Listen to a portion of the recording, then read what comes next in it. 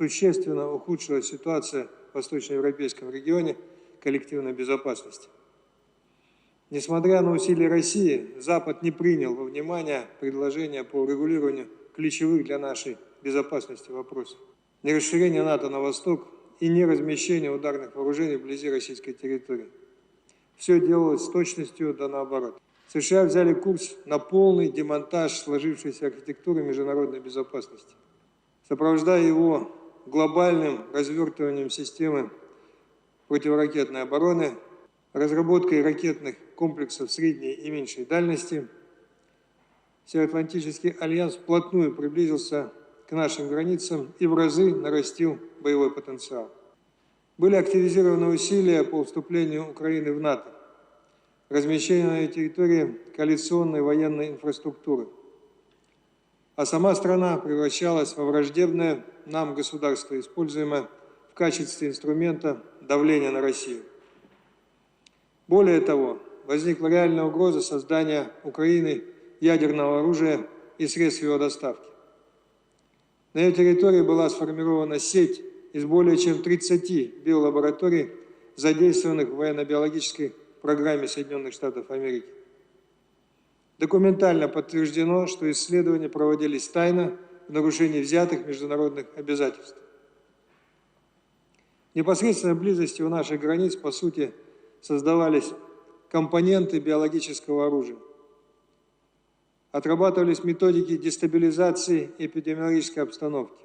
Под западным патронажем в украинском обществе развивалось русофобские националистические настроения. Гонению подвергался русский язык, русская культура и наша общая история. Несогласных с таким развитием событий просто уничтожали. 8 лет киевский режим методично обстреливал города и села Донбасса. За это время погибли более 14 тысяч человек, около 33 тысяч получили ранения. Все наши попытки заставить Киев выполнять Минские соглашения были тщетны, он их просто игнорировал. В складывающей обстановке Россия была вынуждена начать специальную военную операцию в целях защиты людей от геноцида, а также демилитаризации и денацификации Украины, обеспечение ее безъядерного и нейтрального статуса. Опасаясь разгрома украинских войск, Запад в экстренном порядке организовал поставки летального оружия. Развернута широкомасштабная кампания по дезинформации мирового сообщества относительно истинных причин кризиса. В страну направляются военные советники и сотрудники частных военных компаний, а число иностранных наемников превысило 6 тысяч человек. Для удержания власти киевский режим использует террористические методы против собственного народа. Националисты проводят показательные расстрелы отказавшихся участвовать в боевых действиях. Блокируют выход мирных граждан из городов, используя их в качестве живого щита.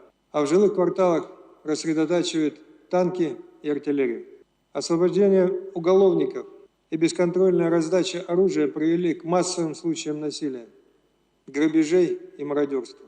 Известны многочисленные факты пыток и зверских убийств российских военнопленных.